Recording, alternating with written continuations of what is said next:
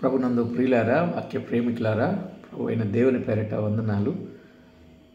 దేవుని వాక్యంలో నుండి యేసుక్రీస్తు ప్రభువారి జీవితం 30 సంవత్సరాల ప్రాయంలో ఆయన ఎలాగూ జీవించారో ఆ సంగతులను మనము తేటగా విందాం.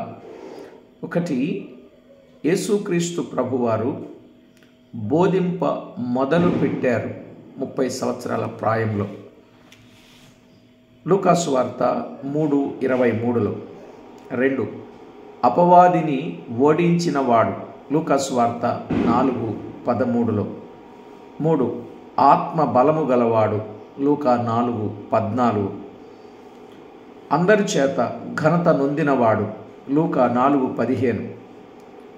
మందిరమునకు వెళ్ళు వాడుక గలవాడు. 4:16.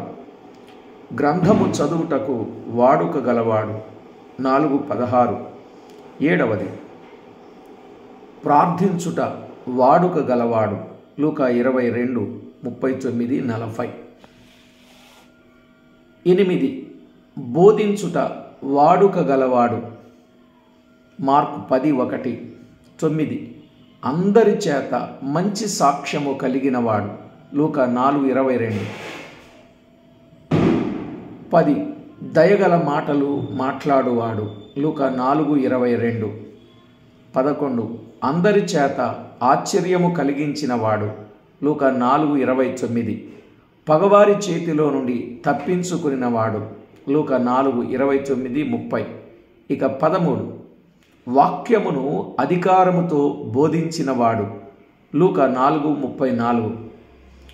15, ఎప్పుడైతే ప్రభువు ఇలా ఉన్నారో ఆయనను గూర్చిన సమాచారం ఆ ప్రాంతమంతా వ్యాపించింది. లూకా 4:37. ఎంత గొప్ప సాక్ష్యాన్ని కలిగిన యేసుక్రీస్తు ప్రభు వారిని చూస్తున్నాం. 12 ఏండ్ల ప్రాయంలో ఆయన జీవితాన్ని విన్నాం.